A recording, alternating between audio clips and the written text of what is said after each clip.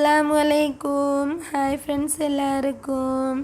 இன்றைக்கி நம்ம சேனலில் என்ன வீடியோ பார்க்க போகிறோம்டா, இன்றைக்கி நான் வீட்டில் செமண்டின் கறி தான் ஆக்கியிருந்தேன். அதுதான் உங்களுக்கு யூஸ்ஃபுல் ஆகிக்கண்டு உங்களோடய ஷேர் பண்ணிக்கிறேன். வாங்க எப்படி ஆக்கிக்கிறேன்னு பார்ப்போம். ஃபஸ்ட்டுக்கு சட்டி அடுப்பில் வச்சுட்டு தாளிக்கிறதுக்கு தேவையான அளவு தேங்காய் எண்ணெய் சேர்த்துக்கோங்க. தேங்காய் நல்லா சூடாகி வந்ததுக்கு பிறகு கொஞ்சோண்டு உளுவரிசி சேர்த்துக்கோங்க. கடுகு இருந்தாலும் கொஞ்சோண்டு சேர்க்கலும், எனக்கிட்ட இருக்கல கடுகு. அதுக்கப்புறம் தாளிக்கிறதுக்கு தேவையான அளவு வெங்காயம், நான் ஒரு வெள்ளை பூண்டு மட்டும் இடிச்சிட்டு வெங்காயத்தோடு சேர்த்திக்கிறேன். உங்களுக்கு வேணும்னா இன்னும் வாசம் கூடியாக வேணும்னா ரொம்ப கருவேப்பிலை, அதுக்கப்புறம் வெள்ளைப்பூடு கொஞ்சம் கூடியாகவே சேர்த்துக்கோங்க உங்களுக்கு விருப்பம்டா. இதை சேர்த்துட்டு நல்லா கோல்டன் ப்ரௌன் கலர் வர வரைக்கும் நல்லா வதக்கி விட்டுட்டு தேவையான அளவு தக்காளி பழம் சின்ன சின்னதாக வெட்டி இப்படி சேர்த்துக்கோங்க.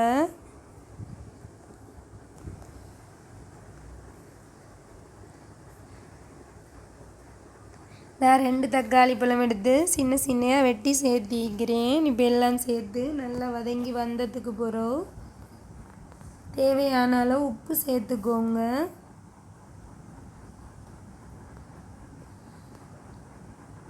உப்பையும் சேர்த்துட்டு தக்காளியை நல்லா மிக்ஸ் பண்ணி விட்டுறணும்.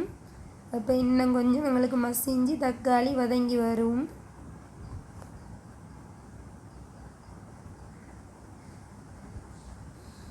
தக்காளி இன்னும் கொஞ்சம் நல்லா வதங்கி வந்ததுக்கு பிறகு ஒரு 3 டேபிள் ஸ்பூன் போல் கொச்சிக்காய் தூள், ஒரு 2 டேபிள் ஸ்பூன் போல் மசாலா தூள், 1/2 டீஸ்பூன் போல் மஞ்சத்தூள், 1/2 டீஸ்பூன் மிளகுத்தூள் சேர்த்துக்கோங்க.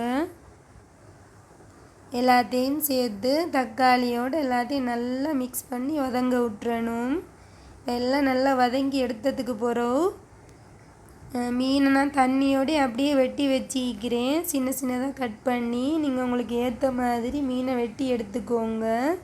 வதக்கி வச்சிக்கிற மசாலாவில் தண்ணியோடைய மீனையும் சேர்த்துக்கோங்க.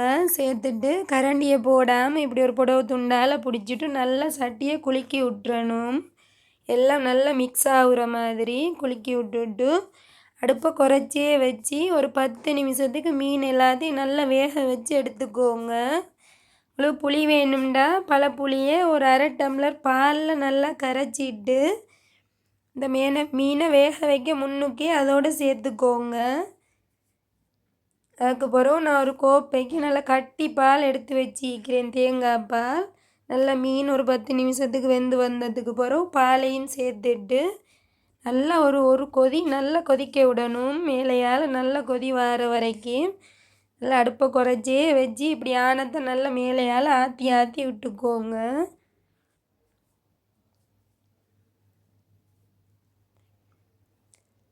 உங்கள்கிட்ட பழைப்புளி இல்லாட்டி கடைசிக்கு நான் காட்டுற மாதிரி இந்த சைஸில் ஒரு கொரக்காய் புளி சேர்த்துக்கோங்க.